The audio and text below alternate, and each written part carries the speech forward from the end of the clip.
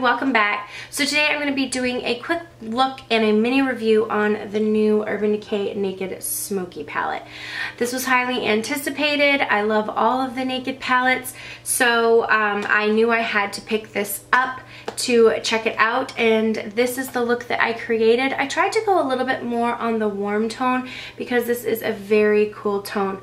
Ooh, I'm blinding you. A very cool tone palette. So I tried to use some of the warmer shades to create this look, so that I saw a lot of looks with some a little bit more cooler tones, so I just thought I would play up on the warmer tones in this palette. But anyways, I'm gonna just get into the video, so let's go ahead and begin, and you can see how I got this look. Stick around to the end if you'd like to see my mini review and thoughts on this palette. All right, let's go. I'm going to start off using Maybelline Color Tattoo in Bad to the Bronze. I use this because I wanted to have a little bit more of a warm tone look, a bronzy, more summer eye for this. So I'm just going to layer that all over my lid. I was like stuttering. Then I'm going to go into this color Combust, which is a really nice neutral shade, and just kind of blend that out into the crease. It's a beautiful matte shade in the palette. It actually goes on a little bit more pigmented than you would think. I'm using the dual-sided brush that comes with the Urban Decay Smoky palette, so it has like a fluffy side on one end and then a more pencil brush on the other end. For my brow bone, I'm packing on the color 13, which is a matte cream color. As you can see, super pigmented. Really liked this shade, and I liked how pigmented it was. So I just packed that all over the brow bone because I wanted a kind of a matte brow bone. And then I'm going in with Whiskey, which is another really nice, deeper, darker color. It's a very cool tone brown. So I'm just kind of putting that on the outer corner and then running it all through the crease. This is, I believe, a Sigma E25 brush. No, maybe it's a MAC brush. I'll list the brushes that I use down below because I have them written down. But any type of blending brush, just go ahead and put that through the crease. And I kind of moved around and put it in like horizontally and then moved it diagonally. Wait, no, vertically. Oh my gosh, okay. Moving along, go ahead and put the color Radar all over your lid. This is like a bronzy shade. If you were going to be using the Naked One palette, it would be very similar to like Smog, or like a mixture of Smog and Dark Horse. So just pack that all over the lid on top of the Color Tattoo Bad to the Bronze, and then I'm wetting my finger and using the color Bittersweet, which is a really nice gold. It's not too yellow, it's not too white, it's like that perfect mid-tone gold shade, and I'm packing that all over the lid, like the center of the lid, just to kind of give a highlight shade. And then going into the color Radar again, this is an E45 brush from Sigma. I'm going to run this through the crease, kind of just to blend that bronzy shade in. I didn't want to lose the bronze when I put the Bittersweet on.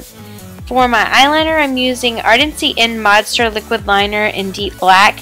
This is a really great fine tip liquid liner. It's like a felt tip, and I'm just kind of putting a really thin line, and then as you can see I have hooded eyes, so I kind of line it up with the bottom of my eye and towards my eyebrow, and then just draw that line, so that when my eyes are open, it doesn't get lost in the crease. So I still am planning to do a video on how to do wing liner for hooded eyes, so that's still coming up. For my mascara, I'm using Maybelline Colossal Volume on my bottom, my top lashes, and then MAC Extended Play on my bottom, and then I popped on those House of Lashes.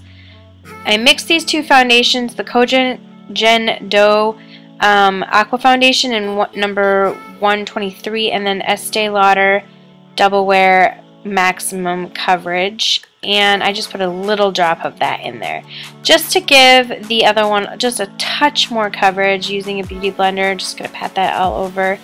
And then I'm going to use MAC's Prolongwear Concealer in NW20 under my eyes. Just kind of press that under my eyes with the other side of the beauty blender. I'm going to go under it with like the pointed tip and just kind of press that in. I went down the bridge of my nose, a little bit down my forehead, and some on my chin, and then right on the sides of my nose where I get redness. Excuse my self-tanner. I don't know what it is. It's like I do self-tanner and then I'm like, oh, I gotta do the dishes, and then I have like streaks like running down my hands. Never fails. Never fails. So I'm going to use the Hourglass Ambient Lighting Powder in Diffuse Light to set my concealer under my eyes. And for bronzer, I'm going to go in with this Giorgio Armani Maestro Liquid Summer. I love this. This is a Sigma brush that I'm using. It's like a cream contour brush or a cream blush brush. I love this thing. It's perfect to blend it in. So I kind of just tap it and then I go in and blend it. And it does give a very flawless blend. This kind of just gives the illusion that you have some tan skin. So I just go ahead and put it all over. I'm kind of contouring loosely with this. I put it in my areas that I would like contour, and then I ended up putting it all over my forehead. I did get a little bit out of control, so if you feel like you're losing like the shape of your face, just go back in and use the sponge that you originally used with your makeup and kind of just touch it up so that, you know, you don't completely lose structure. For bronzer, I'm using this Makeup Forever Pro Bronze Fusion in number 351 and a duo fiber brush, and I'm just going to blend that in all over the places that we put the Liquid Summer bronzer. And then I'm going to like come back to my face in a little bit. I'm moving back to my eyes right now, and I'm using this NYX eyeliner. It's the Trace Jolie liner in brown. I love this liner. It's super creamy, so just go. I went in my waterline, upper and lower. And then I'm going to, with this really like stiff flat brush, put Radar under there and kind of smoke it out. I pressed it really tight into the lash line, into that liner. And then I'm going in with Dirty Sweet on the same brush and just pressing it right in there, mainly on the center and leaving the outsides a little bit darker. So just go ahead and press that in. I love that pop of gold right under the lash line to like mimic the upper lid. And then going to take a little bit of this color High and pop that with my finger in the inner corners. Look how pigmented that shade is. It's like wajam. And then I'm going to touch up my mascara on the bottom slash, I don't mean touch up, I mean actually put it there.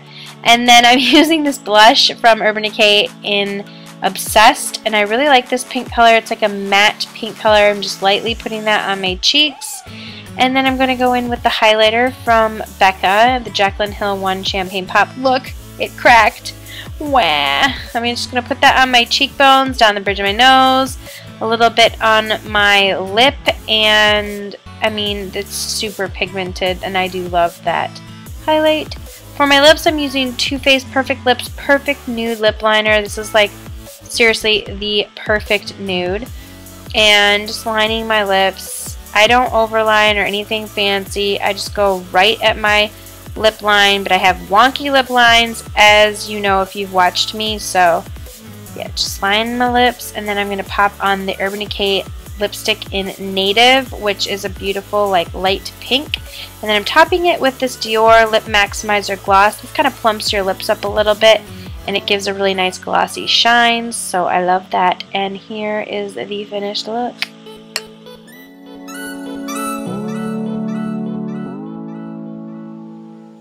Alright everyone, so that is the finished look. I really quickly wanted to pop on here and give like a mini review. I had high hopes for this palette just because I love Urban Decay. I love all of their palettes. The Smoky palette, I like the packaging like a ton more. It's a really nice sturdy packaging with a really nice full-length mirror. The colors are colors that I feel like I don't get inspired when I look at the palette.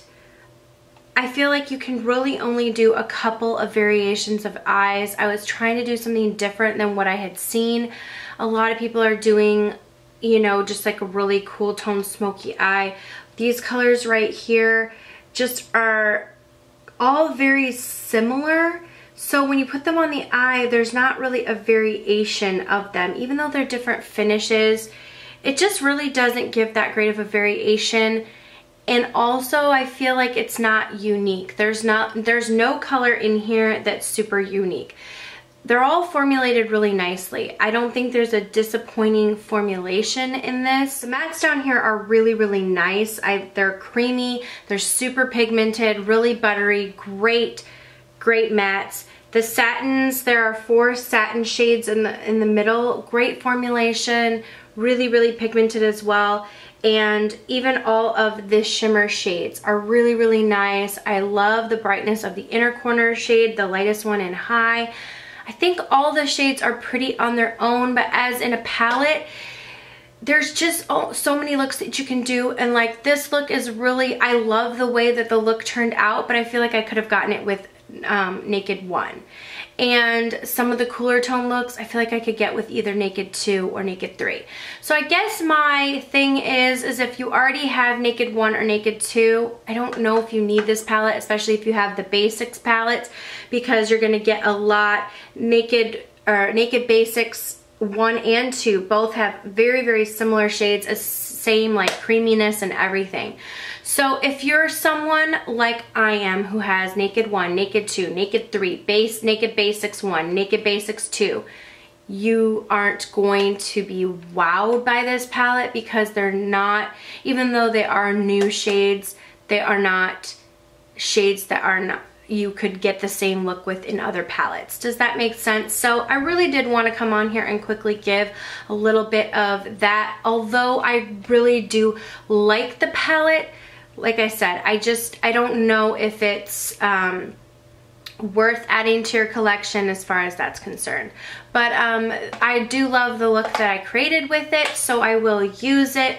Just wanted to give my 2 cents. There may be some people out here who are obsessed with it and love this palette. But I hope you guys enjoyed the look. Thank you guys so much for watching. Don't forget to subscribe if you're not already subscribed. That way you can see when I post new videos.